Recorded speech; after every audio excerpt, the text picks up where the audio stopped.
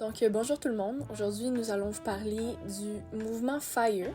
Donc, pour commencer, nous allons débuter avec la définition et l'origine du mouvement.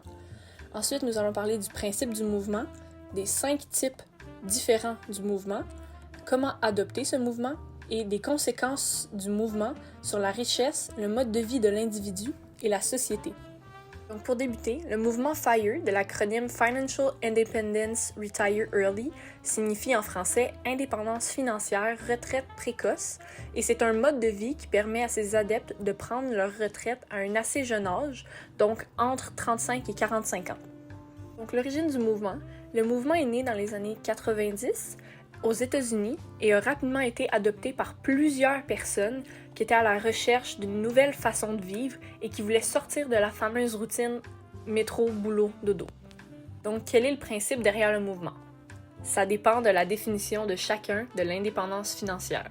Donc, si une personne considère que son indépendance financière est égale à ne dépendre d'aucun emploi ni de personne, bien, cette définition-là est correcte pour cette personne-là.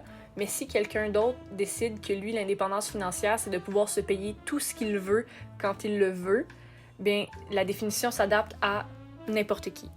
Donc, l'état d'esprit financier pour une personne qui cherche à faire partie du mouvement, c'est la recherche de l'indépendance financière, le contrôle de sa vie, sortir de la routine métro, boulot, dodo, et avoir absolument aucune dépendance à un emploi ou à un individu pour subvenir à ses propres besoins. Donc maintenant, voici les 5 types du mouvement, donc les 5 philosophies qui dépendent de chaque personne, et chaque personne peut décider de modifier ces philosophies-là pour vraiment se trouver une définition propre à eux-mêmes. Donc pour commencer, on a le FIRE traditionnel qui signifie maximiser son épargne pour prendre une retraite précoce. On doit économiser 25 fois plus que nos dépenses et c'est une retraite traditionnelle, mais beaucoup plus tôt.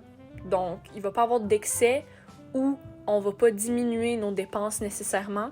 On veut juste prendre une retraite classique, mais vers l'âge de 35, 40, 45 ans. Ensuite, on a le Lean FIRE. Le Lean FIRE, ça convient aux personnes très minimalistes qui cherchent une retraite minimaliste.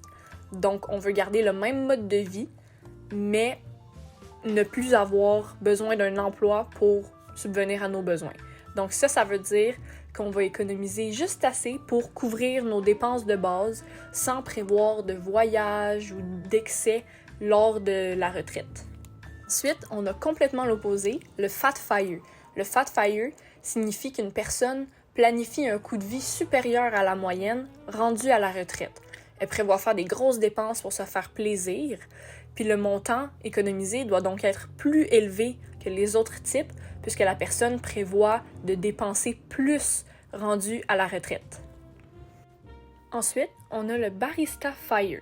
Celui-là provient d'une métaphore qui décrit qu'un emploi dans un café ou une petite entreprise à temps partiel permettrait d'obtenir un petit revenu supplémentaire sans avoir besoin de ce revenu-là pour vivre.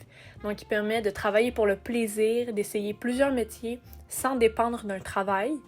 Et il permet aussi de couvrir une bonne partie des dépenses. Donc, on va économiser pour couvrir à peu près 90% des dépenses pour ensuite trouver un petit emploi pour le plaisir, pour combler le 10% qui nous manque.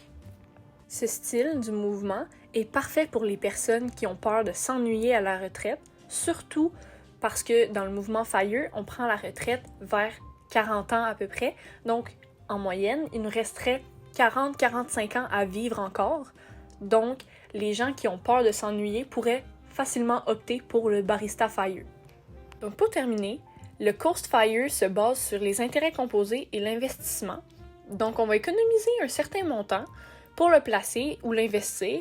Puis après ça, on va plus y toucher jusqu'à temps qu'on prenne notre retraite. Donc, on va lui laisser faire son temps.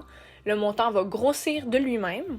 Puis après ça, nous, on n'aura plus besoin d'économiser pendant que le montant est placé parce qu'il va s'enrichir, on va dire, lui-même. Donc, nous, on n'a pas besoin de couper dans nos dépenses, nos habitudes, nos achats. On a juste à laisser faire le travail, puis quand on va arriver à notre retraite, on aura juste à sortir ce montant-là du placement pour l'utiliser. comment faire partie du mouvement? Donc, pour commencer, c'est sûr qu'il faut être très déterminé. Il faut être sûr de son affaire. Il ne faut pas s'engager sur ce chemin-là si on n'est pas certain de nos objectifs. Ensuite, il faut économiser environ 50% à 70% des revenus pour la retraite. Donc, ça veut dire que si on économise autant, il faut réduire nos dépenses. Donc, on doit adopter un style de vie minimaliste, au moins pour un certain temps, le temps qu'on économise. Puis, on doit aussi, ce n'est pas obligatoire, mais c'est mieux, comprendre les finances et l'épargne. Par contre, afin de pouvoir adéquatement vivre de ce mode de vie, il est nécessaire de respecter ce que les adeptes appellent le chiffre FIRE. Le chiffre FIRE comporte 2 principes. Le premier est qu'il est nécessaire d'épargner en moyenne 25 fois l'équivalent de ses propres dépenses annuelles afin de pouvoir atteindre la somme nécessaire à la retraite précoce. Le second principe correspond à la règle des 4%. Celle-ci a été établie dans une étude américaine nommée la Trinity Study. Les chercheurs de cette étude ont déterminé qu'en moyenne, sur une certaine période de temps, la bourse a un rendement annuel moyen de 7%, et que sur cette même période de temps, le taux d'inflation moyen est de 3%. Ainsi, il reste à une personne 4% des rendements de ses épargnes pour subvenir à ses besoins. Tout cela étant dit, ce mode de vie restrictif et minimaliste aurait plusieurs conséquences désastreuses sur la collectivité s'il augmentait encore plus en popularité.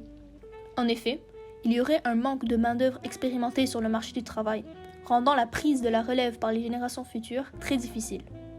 De plus, une chute générale de la consommation par la population aurait comme effet de réduire les revenus du gouvernement, réduisant la quantité et la qualité des services publics, d'augmenter le taux de chômage et de baisser le PIB du pays.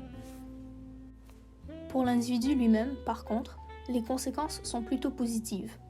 Évidemment, l'augmentation de son épargne signifie une augmentation de ses actifs, et donc une augmentation de sa richesse. Aussi, cela lui permettra de profiter de sa vie sans se soucier du travail. Par contre, pour atteindre cette vie de rêve, il aurait besoin de grandement limiter sa liberté et son mode de vie lors de la période d'économie, ce qui demande énormément de patience et de détermination. De plus, en cas de problème majeur, comme un problème médical ou de famille, les ressources mises de côté ne sont pas forcément prêtes à encaisser ce genre de grosses dépenses, forçant la personne à puiser dans ses propres économies. Cela aura alors pour conséquence de prolonger la période d'épargne et de retarder la retraite de l'individu. Enfin, que devient ce mouvement aujourd'hui? Pour commencer, la pandémie, qui a généré énormément d'inflation et de dépenses supplémentaires, a engendré un endettement sérieux chez les adeptes vivant un style de vie particulièrement restrictif. Cela a aussi pour conséquence de rendre la règle des 4% impossible à respecter, puisque cette somme d'argent n'est plus suffisante pour payer toutes leurs dépenses. En outre, le phénomène Tanguy, soit le fait que de jeunes adultes vivent longtemps dans leur résidence familiale, est fortement encouragé par le mouvement FIRE, puisque les dépenses de l'adepte sont en partie payées par leurs parents. Enfin, la concurrence dans le marché de l'investissement devenant de plus en plus importante, il est difficile pour une personne peu expérimentée de se faire un profit adéquat. Pour conclure, le mouvement financier FIRE, originaire d'une volonté incessante de l'humanité pour l'indépendance, constitue un risque majeur pour notre société capitaliste et dépendante de la surconsommation. Malgré son incroyable potentiel à enfin éduquer la population sur le mal du surachat et sur les bienfaits de vivre selon ses besoins, pour l'instant, les entreprises et les gouvernements sont incapables de survivre sans les quantités d'argent qu'ils reçoivent aujourd'hui. Et une coupe soudaine de ces fonds entraînerait une crise économique massive et des pertes d'emplois majeures. Merci beaucoup pour votre écoute.